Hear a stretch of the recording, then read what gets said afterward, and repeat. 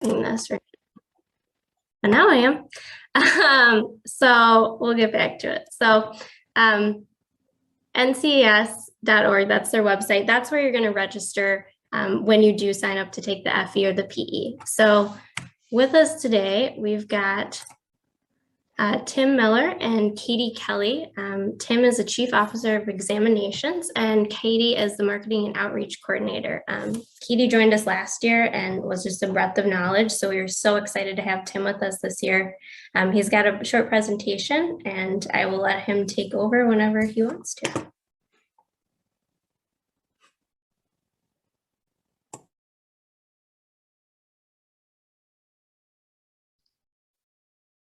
Okay, well, hello everyone. Yes, I'm going to share my screen. Hopefully everybody can see that. So yes, my name is Tim Miller and I'm the Chief Officer of Examinations. I am a professional engineer. My education background is civil engineering. I was in consulting for many years, and then in the last 15, 16 years, moved into the testing side of things, which is kind of interesting. I still use a lot of my engineering and project management skills, just in different ways. So we are responsible for the exam part of licensure. So what I thought I would do today, and my understanding is that most of you are interested in licensure, so I'm not going to spend a lot of time doing our big sales pitch on why you should get licensed. I'll touch briefly on that, but I have about, I don't know, it's a quick 19 slides, so they won't, I'd rather have more time to listen to your questions. So I will talk a little bit about the different exams, the FE exam, and of course the PE exam. So PE license, just as a little bit of background. So when you become a professional engineer, that shows that you have the education, experience, and technical knowledge to lead. And it also, you have an obligation to safeguard the public. That's our main thing, is the health, safety, and welfare of the public. And it works, but it works both ways. I mean, the public is, by using licensed engineers, they are safeguarded from incompetent or unethical practice. And then you stand out when you are a professional engineer. A lot of the positions that I have held, I could not hold without being a licensed PE. This is one of them. We require all of the engineers that work for us in helping with developing the exams, and all of our volunteers that help write exam questions and put exams together, they all have to be licensed. So that's just one small thing that is required in order to do that. So let's talk about the licensing process. And I kept this slide in here specifically because the gentleman that's shown on here is one of our engineers that works here, Jason Gamble. And the reason I have this on here is because he's getting ready to take my place.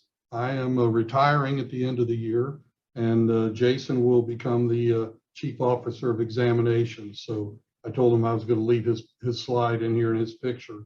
But let's talk about who oversees licensure. We don't license anybody, okay? That's done at the state level. Each state has their own requirements and rules for licensure, and those requirements can differ by state. Not a lot, but they do differ. And so when you work in multiple states, you have to become licensed there, and that's called comity licensure. Once you are licensed in a state, you can become licensed in another state. They won't make you take the exam again. But it's different. It's not like, let's talk about like a driver's license. You get your driver's license in Minnesota, you drive across the country, you can just drive. You don't have to worry about stopping at every state line and making sure that your license is applicable there. There's a national reciprocity, so you don't have to do anything different. Professional licensure is different. You have to be registered in each state that you're going to practice in. So if we're located, as Micah mentioned, we're located in South Carolina, and that's where I'm licensed. if I was doing work in Minnesota and I would have to apply to be licensed in Minnesota, they would look at my education and everything. And while, as I'm licensed in South Carolina, it would be much easier to become licensed in Minnesota, but I would have to go through the process. I can't just go there and start working. So it is important that you know that as you move in your career and you move from state to state, if you are going to be licensed, you don't have to give up. And I would highly recommend that when you get your original license, do not let that license expire. It makes for much difficult things if you want to get licensed somewhere else in the future. It is very helpful to have that original license. So there's one tip for the day. So to be licensed, what does that mean? What can you do that other people can't do? In most states, you cannot even say that you practice engineering without being licensed. And you can't own a firm, you can't consult, you can't sign and seal documents, bid for public money, advertise your services as an engineer. You can't even call yourself a professional engineer without being licensed. Again, every state's a little bit different, but for the most part, they'll all agree with that. You may not practice engineering, or especially on your own, without being licensed. So as Micah mentioned, it does open career doors. Your resume is going to stand out if you're licensed. You're in a profession. This has been in the news lately with licensure in general and regulation and all that. And there are some state legislatures who are trying to get rid of licensure. And they're really concentrating more on teeth whitening, things in the mall that you can do, and those people have to be licensed. So they're trying to get rid of that, but they're throwing everybody in there. And we work with a lot of other professions. You obviously don't want your bridges and buildings to be designed by people who aren't competent, and that's what a PE license shows, is that you are competent and you have been gone through the process to be able to do that kind of work. And you do serve the public, not just your employer. We're responsible for health, safety, and welfare of the public, as I mentioned before. And as Micah mentioned earlier, you typically will earn more as a licensed engineer. And again, some professions don't require it. If you are in an industry, for example, for somebody like in Minnesota, I'll say 3M, they may not require you to be licensed because they handle all the liability and everything, but you don't know where your career is going to take you as to whether or not you need to be licensed. So let's talk about the 3 steps of getting licensed. So getting an engineering degree from a accredited program, a bachelor's or a master's or both. ABET is the accrediting body that works in engineering, and it's the Engineering Accreditation Commission that's part of ABET. So most of the universities that have engineering programs are accredited if you're getting a bachelor's. And most states will require that you have an accredited degree or a degree from an accredited program. Not all states, but almost all. Some of them will allow an engineering technology degree, for example, but some states do not. So you need to make sure of that when you get into the process. The second phase is to get your experience, work under the supervision of another licensed engineer, 4 years of progressive experience. That's what the states want to see before they will license you. And then third, you have to pass the FE exam and the PE exam. So that's the Fundamentals of Engineering exam and the Principles and Practice exam. And I'm going to talk about both of those. Typically, the FE exam is taken your senior year or shortly thereafter. when you graduate. And in many states, you have to get your 4 years of experience before you can take the PE exam. Some states are changing their rules on that now, and I understand Minnesota is one of those. And so you can actually, once you pass the FE exam in Minnesota, you can actually go ahead and take the principles and practice, the PE exam. You won't be able to get licensed until you get your 4 years experience, but you can go ahead and take your exam. Some states don't allow that, but many do, and Minnesota is one of those. So I wanted to make sure I mentioned that. That's called decoupling. They're decoupling the experience from the exam so that you don't have to do it in a certain order. So let's talk about the FE exam. When should you take it? We've got all sorts of data that shows, I mean, if you're in the prime, your senior year in college, you're in the prime test taking ability that you'll probably ever have. And so you just studied all of those subjects that are covered on the FE exam. And so it is highly recommended that you do that while you're still in college, your senior year. You don't have to, but we highly recommend it. The pass rate drops dramatically the longer you are out from school, because it covers a lot of the topics that you learned in school. So let's talk about the exam format. There are 7 different exams that you can choose from for the FE exam: chemical, civil, computer and electrical, environmental, industrial, mechanical, and then one called other disciplines. And that's more of a general type exam. And ideally that is for people who don't have a degree in one of these other areas. So it might be petroleum, agricultural, fire protection, some of the other disciplines that are available. So what is actually on the exam? If you go to our website, rather than me try and talk about all of the different topics, because they are discipline specific. So the chemical exam covers all, yes, it covers some general information on math,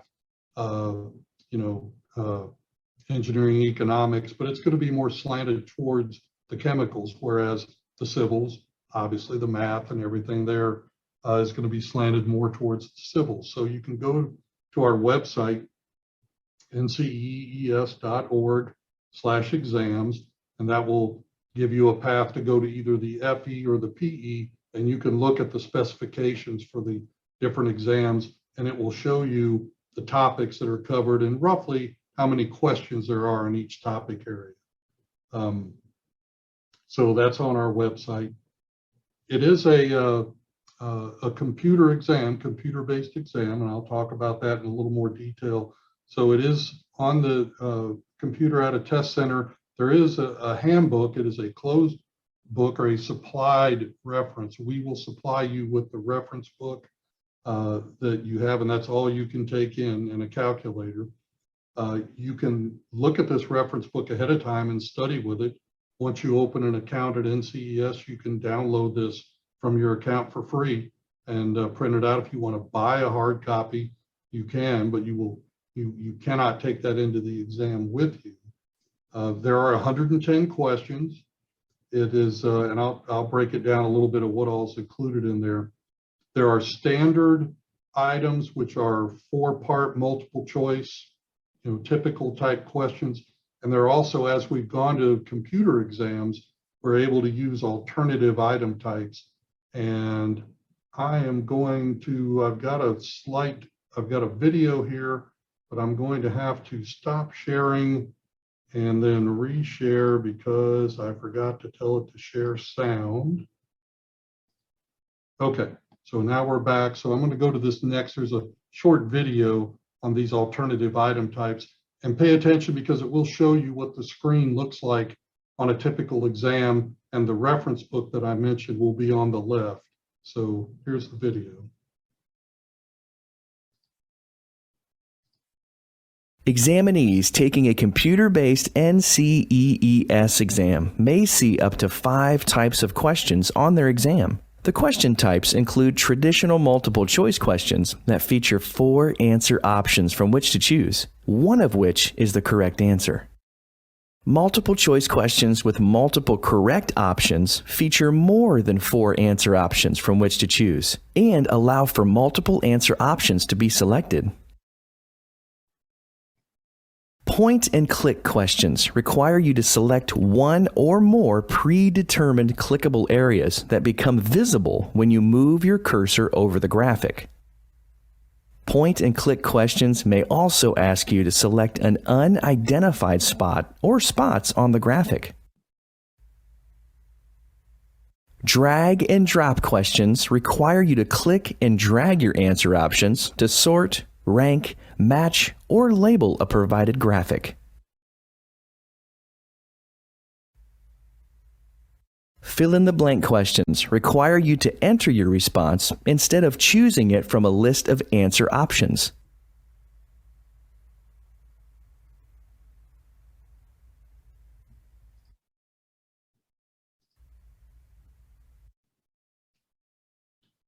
Okay, so that's a video on our alternative item types, and that video is on our website as well, and I'll talk about that quickly here in a minute.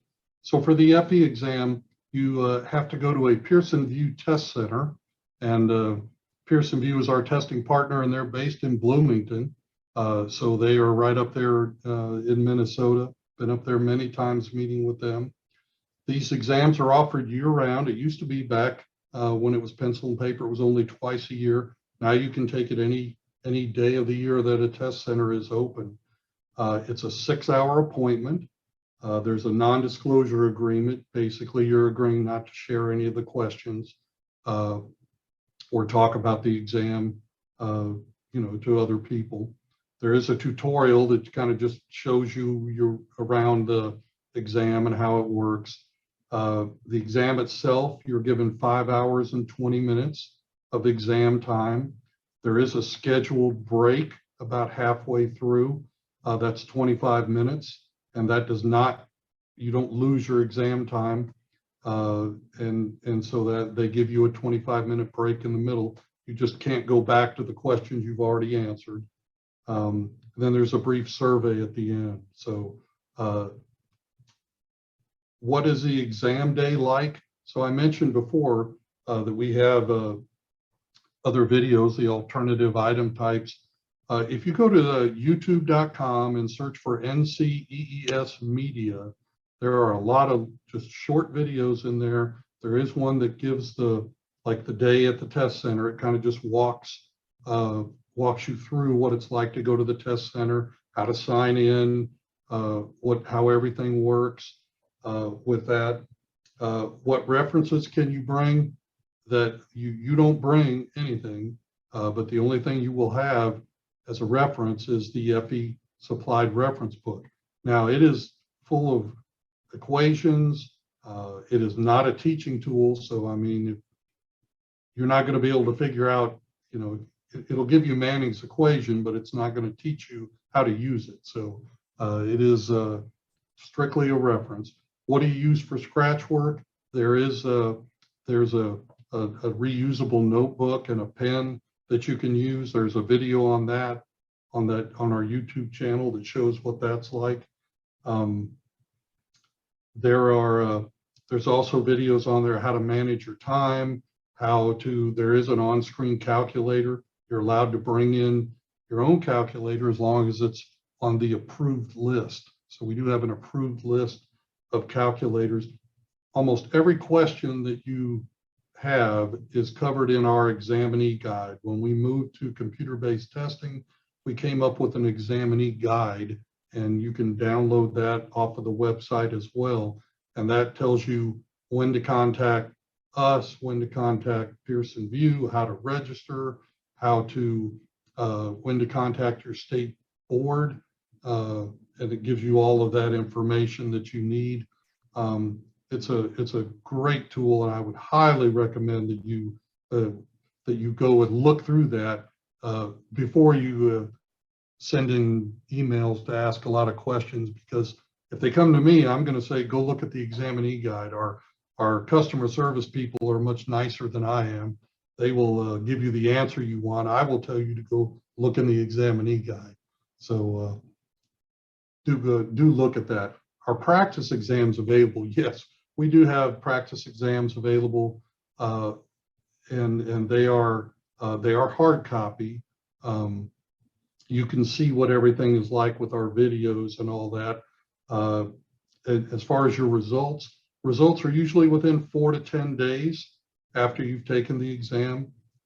People who took it in pencil and paper had to wait, 40 days, which we reduced an awful lot from what it used to be before I started working here. And now it's down to 4 to 10 days. So you get your results very quickly. So that's the FE exam. Let's talk a little bit about the PE exam. So again, you can take this exam once you have passed the FE exam. Now, as far as taking the FE exam, you're allowed to take, as I said, you can take it all year round. You can take it up to 3 times in any 12-month period. So if you do take it and you had a bad day, you happen to fail, you can take it up to 3 times. One question we get a lot, for some reason, people think when you pay for it once, that means it counts for 3 times. No, you have to pay for it each time. You can also only take it 1 time per quarter. So January, February, March, you can take it once. April, May, June, you can take it again. If it worked out that you took it at the end of March and found out you failed and signed up again and there was an appointment available in early April, you could take it again in another week or so. So there are some constraints about that. Same thing with the PE exam. So let's talk about that a little bit. This is more, it's called the Principles and Practice exam. So while it does have a lot of the principles and some knowledge, this is more practice-based. So you are certainly welcome to take the exam right after you pass the FE. What we have seen is that people with 4 to 5 years experience have the highest pass rate. Not to say that people with 0 experience can't pass it, but what we've noticed is that the 4 to 5 years has a higher pass rate than that. We are testing for minimal competency. We're not looking for the smartest engineers. It doesn't rank order you. We're looking to make sure, I always use the metaphor, we're not consumer reports. So we're not testing you and putting all of you in order by who's the smartest and working our way down the list. We're underwriter laboratories. We're making sure that you meet a minimum safety standard, so that minimal competence that to show that you can protect the public health, safety, and welfare in a safe manner. So as I mentioned, they are developed by licensed engineers. We have well over 800 engineers for all our exams that volunteer, that come here. They volunteer their time. They want to give back to their profession, and they come in and they help us write questions and do all that. We pay for their expenses. In COVID, we have been meeting virtually. Hopefully in January, we'll be able to start meeting again in person. Again, the specifications are available on our site. So we'll talk about the different PE exams that are available, but all of those specifications are on our site, and the practice exams are on our site as well. So these are the PE exam disciplines.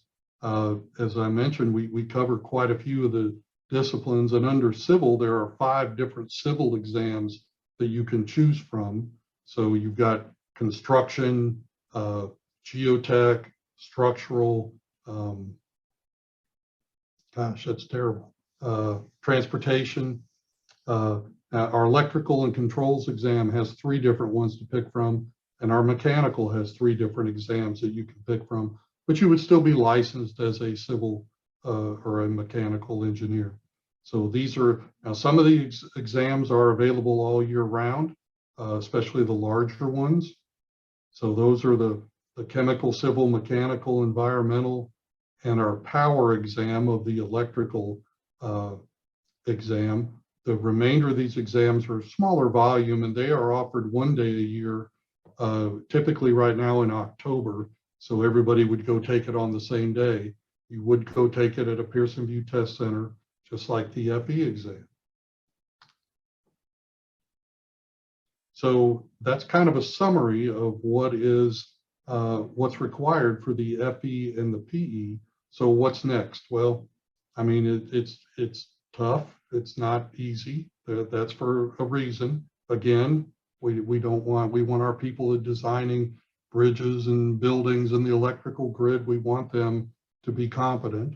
So just keep your eye on the ball and make sure that you follow through the resources. There are resources, the examinee guide, all the videos.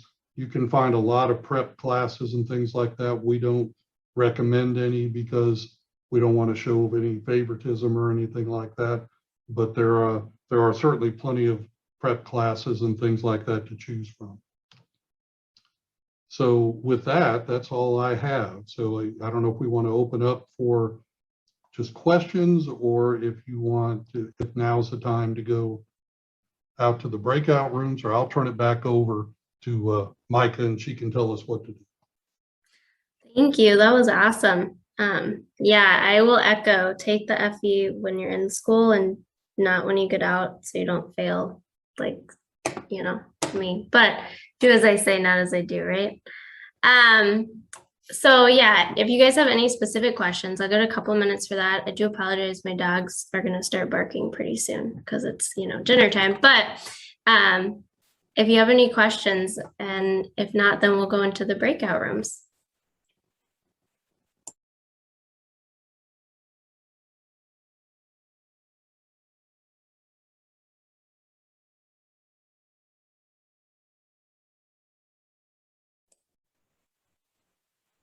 All right, so I'm going to send us all into breakout rooms. We'll have about 15 minutes, 10 to 15 minutes. I will end it at 15. Ask lots of questions. We really appreciate all you guys joining us, and hopefully we can provide some good insight.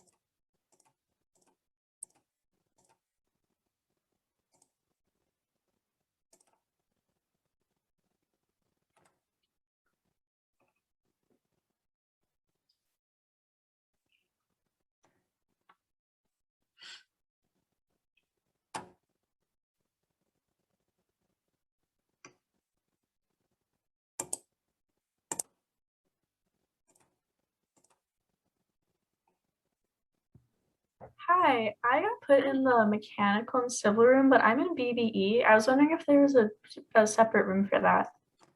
There is not. We don't have somebody with BBE, but I can move you to the chemical. That would be the closest we have.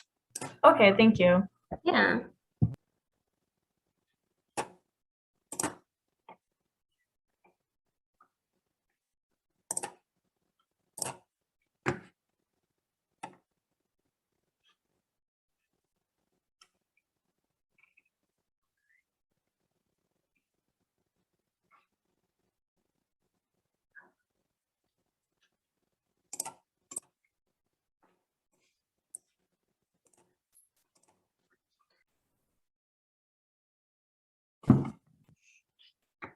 Hi, guys.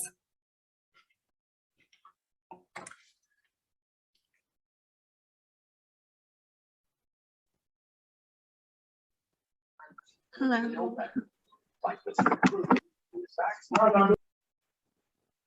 How's it going? Good. How are you guys? Good.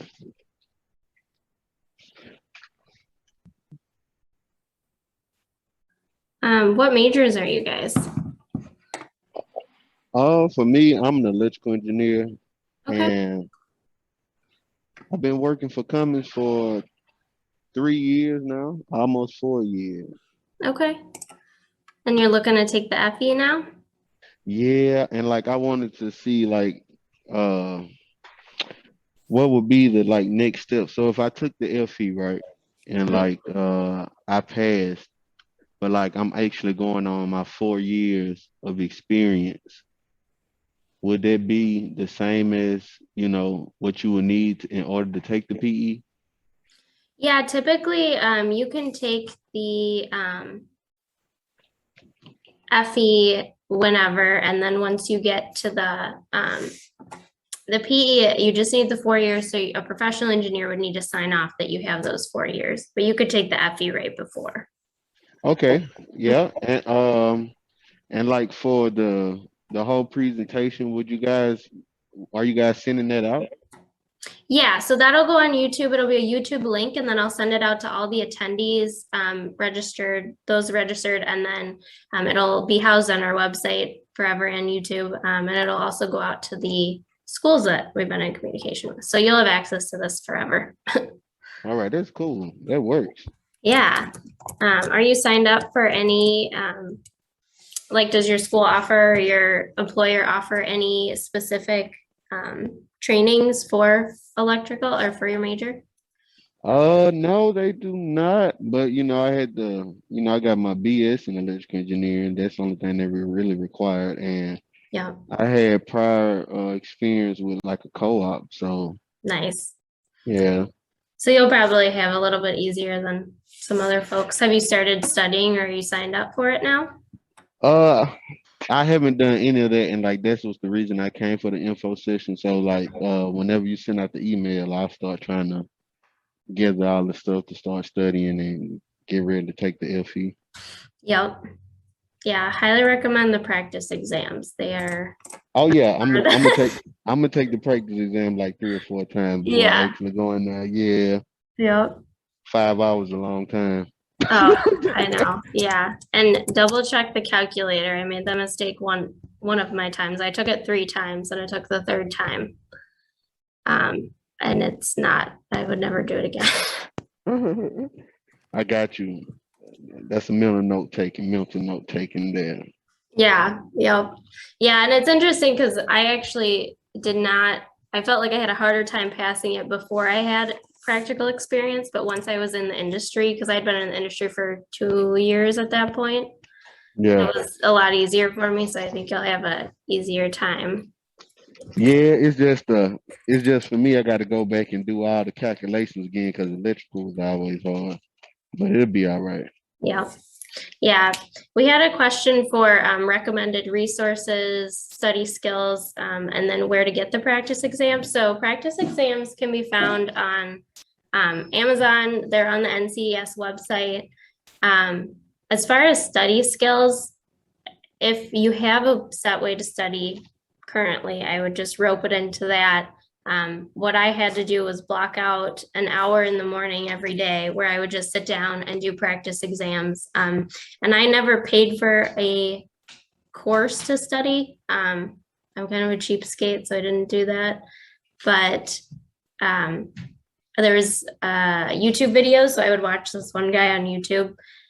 He has hundreds of videos, at least for civil. So I'm sure they're the same for others. Appreciate that. Yeah.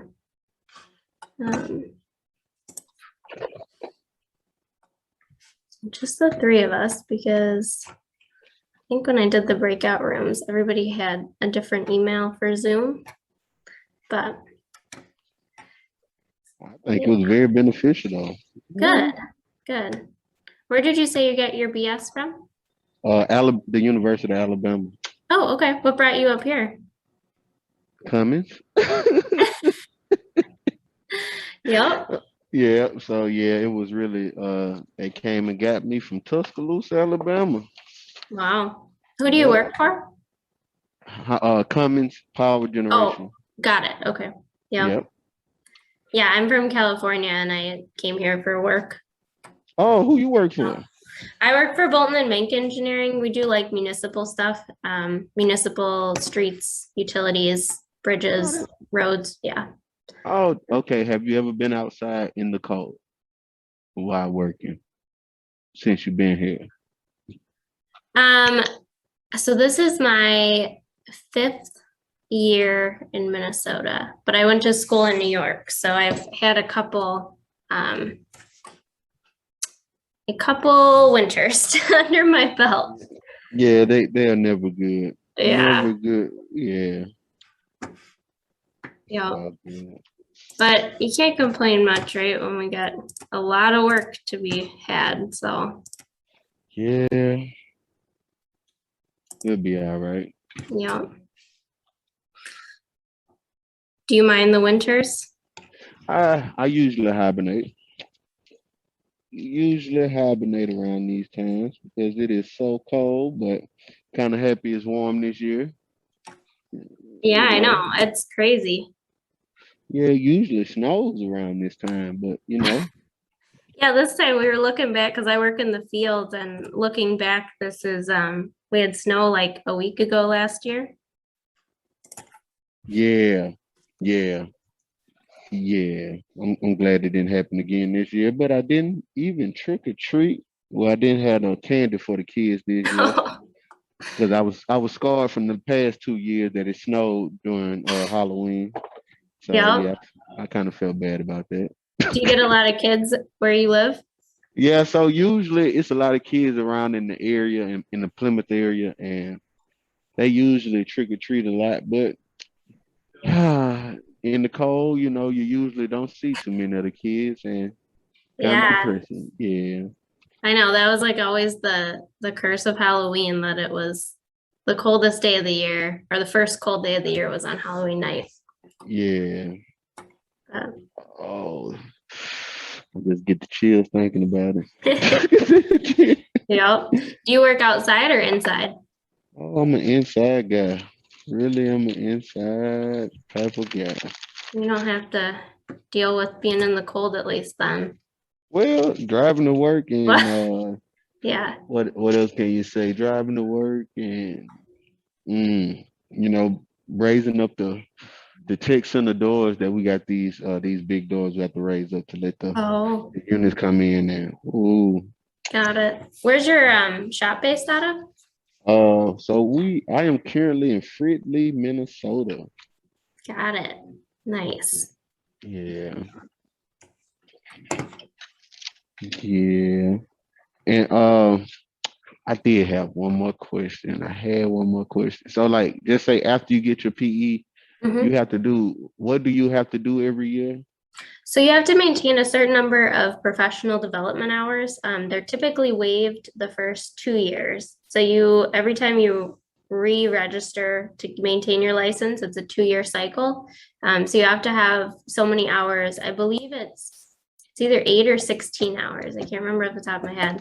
But a lot of times, like, employers will cover for or pay for you to go to a conference that might make up like 8 of those hours, or like Minnesota Society of Professional Engineers, a lot of employers will comp your membership fee for that. And we have weekly PDH hour webinars that are worth 1 hour.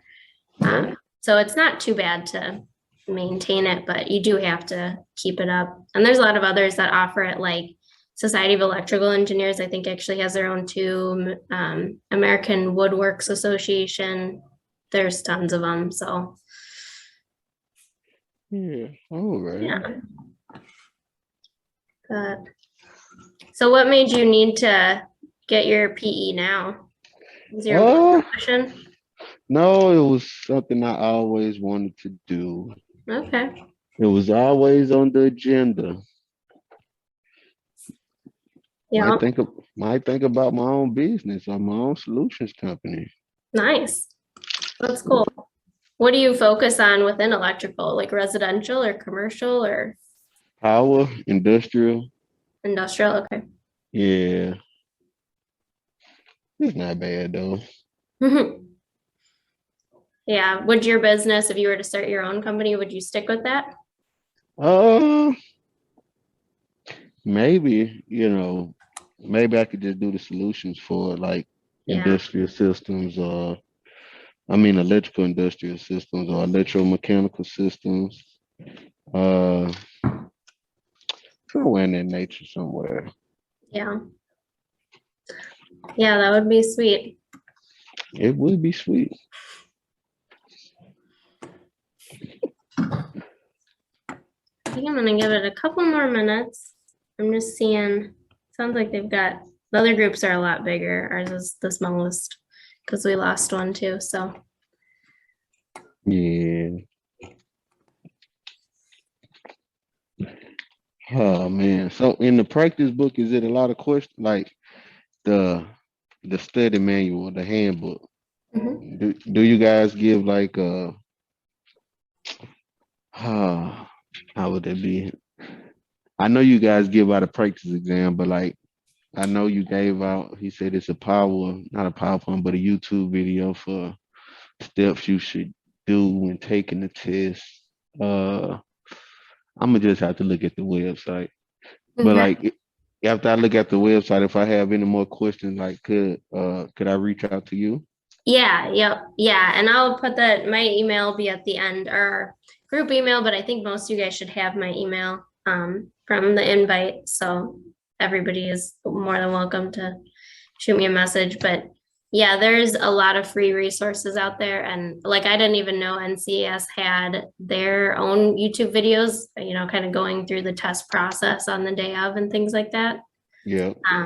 But yeah, because when I took it, they did not give me a paper copy of the resource manual. They only offer it on the computer, which is good because you can search it, right? It's a PDF, but Yeah. it's not so good because you're share screening. So you're on a regular, I don't know, 15, 16-inch monitor, and half of it's your resource and half is the exam. So I didn't really care for that, but yeah, so that was kind of weird, but yeah, they make you, like I had hair ties on my wrists or whatever, and I had to take that off, and you couldn't bring anything in. Wow. They So, strict.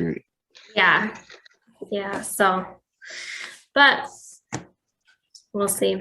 I think I have to I'm eligible for the PE next year, so we'll see if that one's as painful as the first one.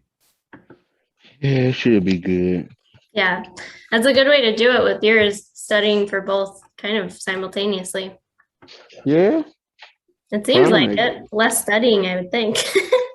Yeah, if you do it every day, it should be, Yeah. natural. Yeah.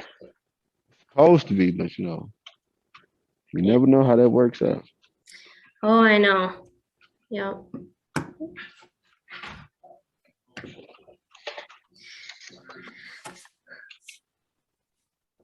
Is Cummings a large company? Yeah, yeah, we pretty big. Pretty big. We global. Wow. Yeah. So our company been in business since what, 1919? Okay. Yeah. I know I've heard of them. I'm just gonna look up the website. CUMMINS. Okay. You just knew I was gonna spell it wrong. Yeah. You when you see the logo, you'll be like, I know what that is. You'll be like, oh yeah, I know. Yeah. Nice. Yeah. Dang. So yeah, you guys must be like a massive company. Yeah, we're pretty big. Pretty big.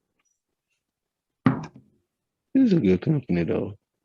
You guys probably have some pretty cool projects though. Yeah, we do. We do. It's pretty, like I said, it's pretty cool. Company is pretty cool. And like, I think we do a lot of innovative things. And hopefully I don't have to do too much extra for the PE when I do the PE. Yeah. I gotta fight it out through the FE because I gotta remember everything I did in college. Yeah. Well, hopefully what you do today is applicable because like I said, once I started doing design work, then the FE became a lot easier. Yeah. So, well, I'm gonna close up the breakout rooms and we'll all head on back. All righty. Thanks.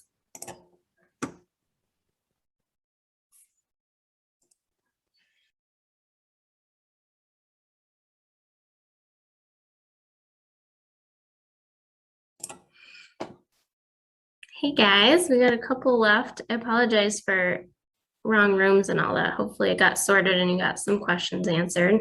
I think we're waiting for a couple still. We got 30 more seconds.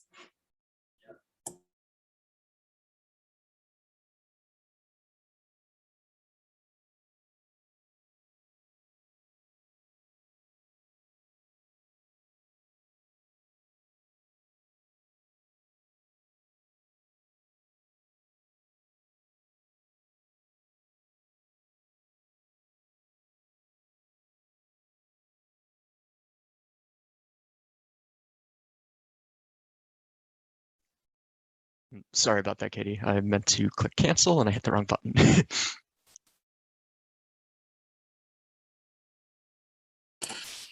Okay, well, thank you guys so much. And again, I apologize for the kind of chaos of the breakout rooms, but hopefully, did anybody have any last minute questions? We got them answered.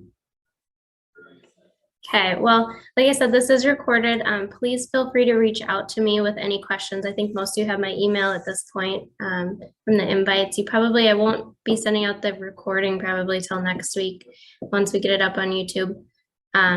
But if you have any questions, let me know. We really appreciate NCEES joining us and everyone else. Oh yeah, Rachel reminded me group photo. We will take one quick here. Let's get a photo real quick. Yeah, if you guys wouldn't mind turning on your cameras. I am a part of the communications committee too, so we gotta socialize this up.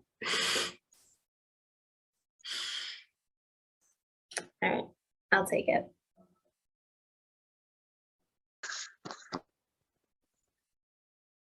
Awesome, thank you guys. Okay, well, have a wonderful evening and let me know if you have any questions. Thank you, you too. Thank you. Thank you.